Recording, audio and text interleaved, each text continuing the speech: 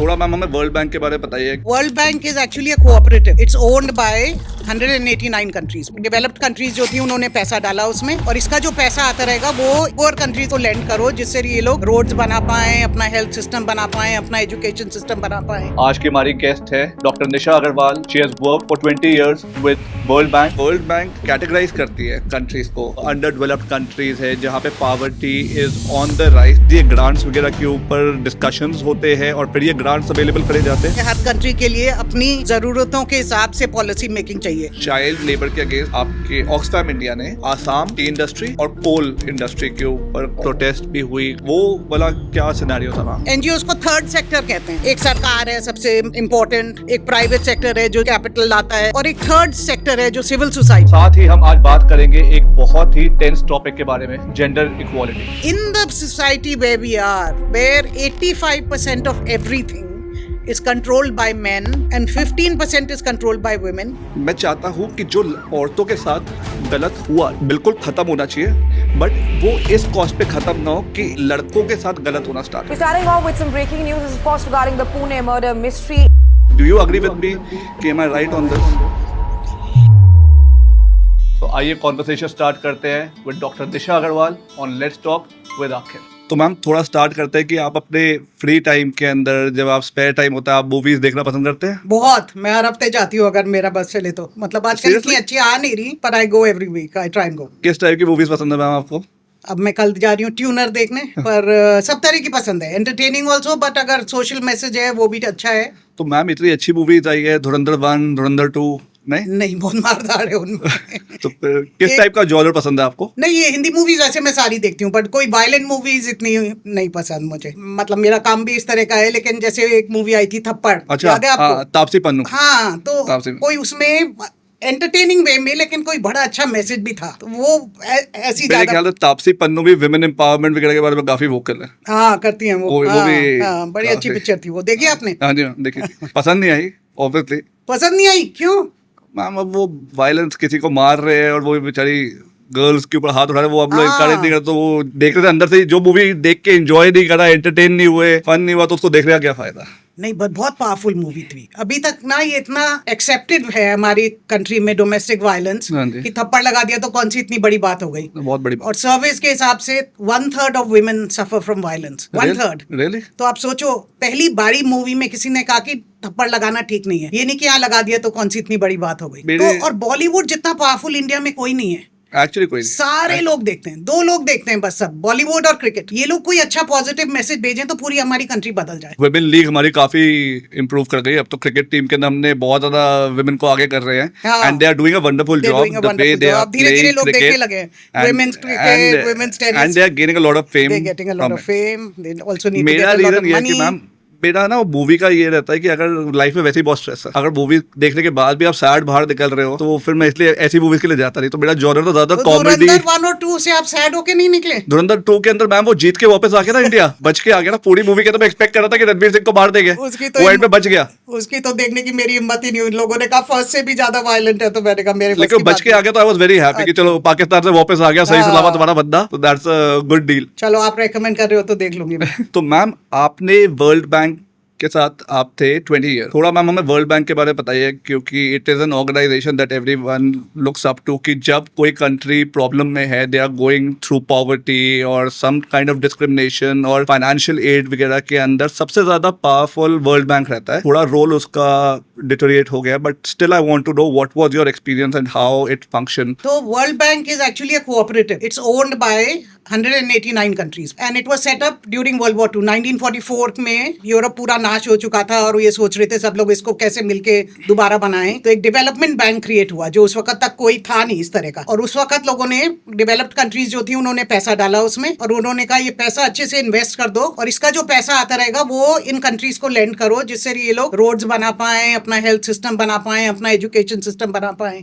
Energy, infrastructure, development के लिए जो भी चीजें चाहिए होती है सबको फाइनेंस करो। तो ये यूरोप को बनाने के लिए पहले हुआ था, पर धीरे धीरे बढ़ के पूरी दुनिया में वर्ल्ड बैंक के जो मिडिल इनकम कंट्रीज है उनको लोन्स मिलते हैं, और जो पुअर कंट्रीज है उनको ग्रांट्स मिलते हैं। ये फर्क है। सिर्फ गवर्नमेंट को मिलते हैं, मतलब प्राइवेट के लिए नहीं है ये एक गवर्नमेंट जाके बात करती है दूसरी गवर्नमेंट से कि आपको किस किस चीजों की जरूरत है और उसको हम फाइनेंस करेंगे, और जो हमारी ग्लोबल एक्सपर्टीज है, क्योंकि हमने सड़कें इस कंट्री में भी बनाई हैं, दूसरी में भी, तीसरी में भी, वो भी हम आपको समझा देंगे कैसे हम बना सकेंगे ये चीजें जिनका कॉस्ट कम रहे, करप्शन ना हो, प्रोक्योर कैसे करा जाए फ्रॉम द लोएस्ट कॉस्ट। तो फाइनेंस के साथ साथ ये सब भी चीजें बहुत सीखने को मिलती हैं इसके साथ। मैम, तो ये सिमिलर टाइम पे फॉर्म हुई जब यूनाइटेड नेशन भी फॉर्म हुआ था आफ्टर वर्ल्ड वॉर टू, हाँ। Because of the catastrophic damages and everything that happened around the world. आपने बताया मैम कि ग्रांट्स गवर्नमेंट को मिल रहे हैं, हाँ। बट ऑलरेडी जो कंट्री सर्वाइव करने के लिए भी स्ट्रगल कर रही है, वहां पे one of the biggest reason is corruption. आप ग्रांट गवर्नमेंट को दे रहे हैं, how do you make sure that the grant is passed on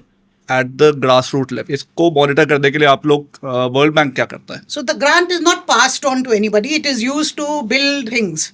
Right. Build infrastructure, finance the education system, finance the healthcare system. तो इसमें मतलब world bank की teams आती हैं और गवर्नमेंट के साथ काम करती हैं और बहुत टाइट मॉनिटरिंग होती है। मतलब ये गवर्नमेंट का पैसा है, अब कोई गवर्नमेंट चाहे कि हम चुरा ले और अपने लोगों के लिए भला ना करें, उनको तो कोई नहीं रोक सकता, चाहे कितने भी आप स्ट्रिक्ट हो जाओ और कितने भी ये corruption- रूल्स बनाओ, ये करो वो करो। बट करप्शन का मतलब वही है ना मैम कि जितना गवर्नमेंट के पास पैसा, वही नीचे वाले गवर्नमेंट ऑफिसर्स वही चोरियां कर करके करप्शन और बढ़ा रहे हैं। तो वही वो पैसा क्योंकि नीचे आ नहीं पाता। तो करप्शन तो होता है, जैसे हर इंडिविजुअल्स में भी होता है, कंट्रीज में भी, पर बहुत सारी सक्सेस स्टोरीज भी हैं। मैंने जैसे कहा, अभी आप मेरे से चाइना के बारे में पूछ रहे थे, मैं Right. पिछले हफ्ते ही लौटी हूँ। इतनी खुशी होती है देख के कि एक कंट्री जो अभी कुछ ही साल पहले इंडिया के बराबर ही थी, मतलब 1980s तक हमारी इनकम वगैरह, अभी they have eradicated hardcore poverty. कोई भूखा नहीं है वहां पे, कोई अनपढ़ नहीं है, सड़कें बिल्कुल ब्रांड न्यू, रोड्स बने हुए हैं, टनल्स बने हुए हैं, ट्रेन सारी उनकी 300 किलोमीटर की आर से चलती है। इतना आगे निकल चुका है। पैसा उन्होंने जो बैंक से लिया और जो नॉलेज ली, दोनों चीजें जरूरी हैं जो मैं कह रही हूँ। पैसे के साथ साथ नॉलेज आती है कि किस तरीके से हम करें। Right. उससे उनकी देश की बहुत तरक्की हुई है। कई साल पहले मैं वियतनाम में रही थी, जी। 97 से 2000 टू 5 साल, तब तो वो खुला ही खुला था और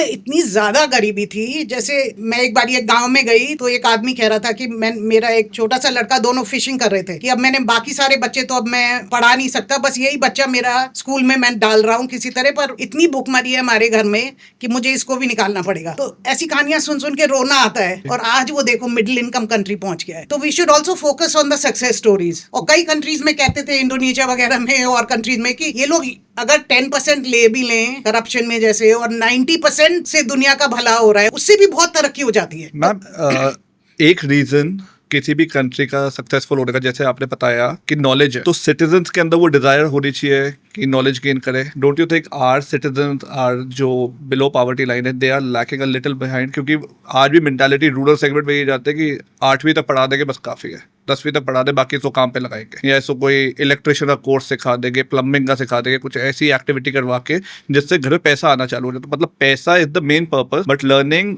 and knowledge that is not the main criteria. क्या ये भी एक और रीजन है कि इंडिया इन कंपैरिजन, या हम किसी कंट्री को चाइना से कंपेयर करें जो सेम टाइम पे सेम लेवल पे थी, बट एक की ग्रोथ ज़्यादा आगे है?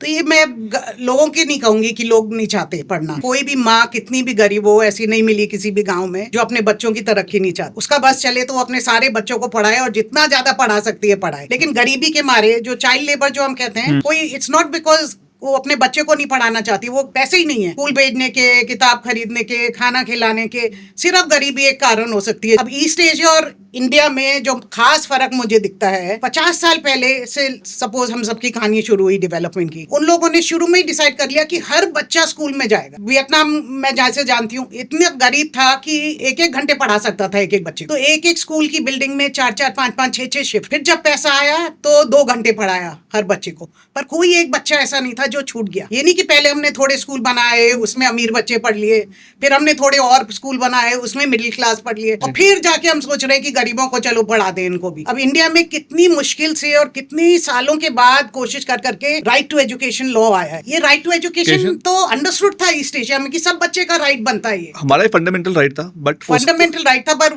इम्प्लीमेंट मतलब government never turned it into a law. ये लोग कहते थे कि हमारे पास पैसा ही नहीं है, पर हमारी जितना हमारे पास पैसा था उतना ही वियतनाम के पास था, उतना ही चाइना के पास था।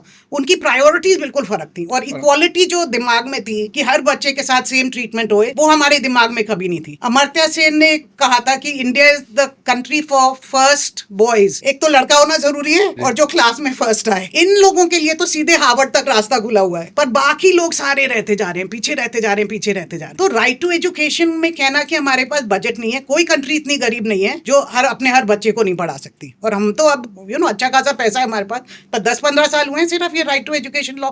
अब लोग पढ़ रहे हैं, अब हर बच्चा इंडिया का स्कूल में जा रहा है। एक जनरेशन बाद आप देखोगे कंट्री ट्रांसफॉर्म हो जाएगी। बिल्कुल सिर्फ यही नहीं है ना, जो आज भी एक डेली लेबरर जो 300-400 रुपए दिन का कमा रहा है, उसके लिए ये चीजें आज भी अपने बच्चों को प्रोवाइड करना एक ड्रीम है। बहुत मुश्किल है, बहुत मुश्किल है। तो ये सबका होना चाहिए कि बच्चों की जो भी ड्रीम्स हो, they can realise that dream. पर अभी तो हम बहुत दूर हैं इससे। अभी I would say 20 to 30% of India's population is still living under hardcore poverty, जिसे हम कहते हैं। But Who at cannot least- have even the basics जैसे health care, education. I like to believe, और देख के भी थोड़ा सा लगता है that we are moving in the right direction. दूर दिए हैं आई थिंक। मतलब मैम, एक और जब वर्ल्ड बैंक कैटेगराइज करती है कंट्रीज को फंडिंग के बेसिस पे, क्योंकि इतनी सारी कंट्रीज है, only few countries are developed and have that power, तब आप लोग जो ये अंडर डेवलप्ड कंट्रीज है जहाँ पे poverty is on the rise, तब आप लोग क्या इनको, क्योंकि हमें तो ये आइडिया लगता है कि स्प्रेडशीट्स के थ्रू ऑफिस में बैठ के ये सारी चीजें डिसाइड होती है, बट क्या एक कंट्री के अंदर घुस के पहले चीजें सारी समझी जाती है, उसके बाद ये ग्रांट्स वगैरह के ऊपर डिस्कशंस होते हैं और फिर ये ग्रांट्स अवेलेबल करे जाते हैं? तो पहले ये जो वर्ल्ड बैंक का बहुत क्रिटिसिज्म था और सही था कि वॉशिंगटन में बैठ के लोग सारी पॉलिसीज बना रहे हैं, हर कंट्री में सेम पॉलिसीज, जिसे वॉशिंगटन कंसेंसस कहते थे एक जमाने में, कि मार्केट्स खोल दोगे तो सब ठीक हो जाएगा, प्राइवेट सेक्टर आ जाएगा, वो लोग सब फैक्ट्री लगाएंगे, ग्रोथ हो जाएगी और अपने आप कंट्री आगे बढ़ जाएगी। इसका बहुत क्रिटिसिज्म हुआ है क्योंकि हर कंट्री फर्क है, हर कंट्री के लिए अपनी जरूरतों के हिसाब से पॉलिसी मेकिंग चाहिए। तो 97 में हमारे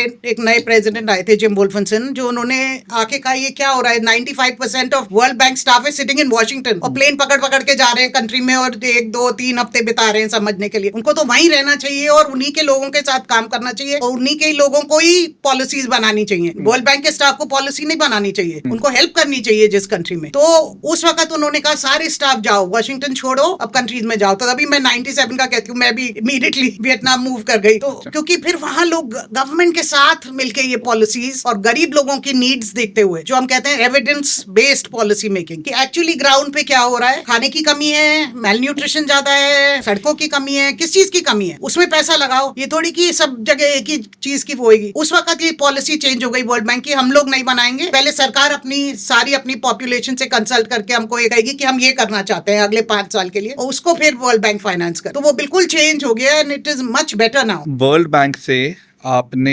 एनजीओ के लिए ऐसा क्या आपको हुआ कि, या क्या ऐसा एक्सपीरियंस था बेसिकली कि आपका फोकस एक एनजीओ की तरफ आया जो कि ऑक्सफैम ब्रिटिश थी? ऑक्सफैम ब्रिटिश एक्चुअली एक बहुत बड़ी एंटिटी है और वो इंडिया में ऑलरेडी थी 1951 से, but they were under Oxfam British. आपने ऐसा क्या सोचा कि मेरे को इसको इंडिया का, इसका हेडक्वार्टर न्यू दिल्ली शिफ्ट करना और ऑक्सफैम इंडिया स्टार्ट करना? नहीं, उस वाली एंटिटी का शिफ्ट नहीं हुआ, नई एंटिटी क्रिएट हुई यहाँ पे। तो अच्छा, उन दिनों क्या अच्छा। थिंकिंग थी, बिकॉज ऑक्सफैम हम कहते हैं we are a rights based organisation. इसका मतलब कि हर कंट्री में इंडिविजुअल के पास राइट्स हैं जो उसको उसकी कंट्री ने दिए हैं, उसके कॉन्स्टिट्यूशन ने दिए हैं। लेकिन जो गरीब लोग हैं वो रियलाइज नहीं कर पाते ये राइट्स। वो सरकार से ऑर्गेनाइज करके मांगनी पड़ती हैं कि हमारी ये नीड्स हैं, इसको फाइनेंस करो। एनजीओस का काम है कि सबसे गरीब लोगों के साथ काम करो और सबसे गरीब जगहों में, और उनको हेल्प करो कि किस तरह से वो लोग ऑर्गेनाइज हुए और अपनी सरकार से अपनी राइट्स मांगे। मतलब राइट्स देना तो उनका काम है, एनजीओस का काम नहीं है। उनको सिर्फ ऑर्गेनाइज करना, एजुकेट करना, अवेयर करना। ये नया लॉ आया है, आपको पता ही नहीं है कि अभी ये सरकार ने ये लॉ पास करा है, अब आपकी ये राइट्स हैं। ये काम उस वक्त ऑक्सफैम ने सोचा, इंटरनेशनल ने। ऑक्सफैम इंटरनेशनल एक नेटवर्क है जिसमें 18-20 ऑक्सफैम है। तो उन्होंने कहा कि ये तो सिटीजनशिप का काम है, तुम लोगों में अवेयरनेस रेज कर रहे हो, ये किसी कोई बाहर वाला नहीं कर सकता, ये उसी देश के लोग कर सकते हैं। तो उन्होंने कहा कि अब ये बड़ी बड़ी कंट्रीज में, इंडिया में, साउथ अफ्रीका में, मेक्सिको में, ब्राजील में, हमें नेशनल एंटिटीज बनानी चाहिए। वो थिंकिंग थी। तो यहाँ पे उन दिनों 6 ऑक्सफैम काम करते थे। Oxfam Hong Kong, Oxfam Spain, Oxfam America, Oxfam Netherlands, Oxfam Britain, ये लोग सब अपना सारा स्टाफ, प्रोजेक्ट, पैसा, इन्होंने काम मर्ज करके एक ऑक्सफैम इंडिया बना रहे हैं और वो अब आप संभालो। उसमें सारा सिर्फ इंडियन स्टाफ होएगा और आप लोग अपनी कंट्री में जो नीड्स हैं उसके अकॉर्डिंग स्ट्रेटेजी बनाओ और आके जाके सरकार के साथ राइट पॉलिसीज बनाने की कोशिश करो जो यहाँ के गरीब लोगों की नीड्स हैं। But ma'am if I am not mistaken 1951 Bihar famine के टाइम से ऑक्सफैम इंडिया में प्रेजेंट थी, Yeah. बट तब it was combined effort of all these countries. सबसे पहले Oxfam Britain I, that's one of the biggest one of all the Oxfam, सबसे पुरानी भी। अच्छा। और फिर धीरे धीरे और ऑक्सफैम बनी और धीरे धीरे उन लोगों ने डिसाइड किया हमारे लिए ये कंट्री इंपॉर्टेंट है, ये है, तो कोई 10 कंट्रीज में काम करती है, कोई 20 में, कोई 30 में, तो यहाँ ये 6 थी। 2008 में जब मैं इंडिया वापस लौटी 30 साल बाहर रहने के बाद, और आप तो सीईओ थे। फिर हाँ मैंने वो Oxfam। सीईओ का जॉब मिला मुझे। हाँ। आपने बताया कि जो पॉलिसीज बनती है वो सारी उस कंट्री के सिटीजन के लिए बन रही है, तो वो कंट्री ही संभाले, उन्हीं के हेड संभाले। मेरा क्वेश्चन ये था, और मतलब क्योंकि हमने ये चीजें बहुत ज्यादा देखी है कि जो पॉलिसीज बनती है वो लोअर लेवल तक नहीं पहुंच पाती। आपके आने के बाद, ऑक्सफैम इंडिया बनने के बाद, इसके ऊपर कितनी इम्प्लीमेंटेशन हुई कि जो पॉलिसीज बनी है हमारे जनता, जैसे कि आपने मेंशन किया, वो अवेयर भी हो और उन तक ये पॉलिसीज पहुंचे?